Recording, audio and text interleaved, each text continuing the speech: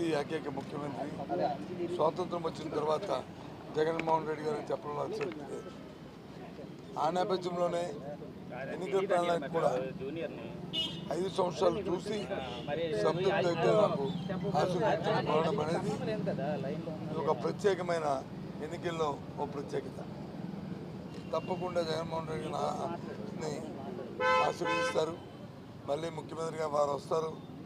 వారు తప్పకుండా ఇచ్చిన మాట నిలబెట్టుకుంటే ఇంకా పెద్ద ఎత్తున ఈ రాష్ట్రంలో మరి వ్యక్తి ఎవరైతే ఉన్నారో రాష్ట్ర ప్రధానికం వారి తాలూకా జీవన విధానాన్ని పెద్ద ఎత్తున మార్పు చేస్తూ వారి ఆర్థిక పరిస్థితి మెరుగుపరుస్తూ వారి పిల్లా పాపకి విద్యలో ఒక నూతన అధ్యాయాన్ని ఎప్పుడు దేశంలో లేని విధంగా ఆయన తీర్చిదిద్దడానికి చేస్తున్న ప్రయత్నం తప్పకుండా సఫలీకృతం అవుతారని ఆశిస్తున్నాను.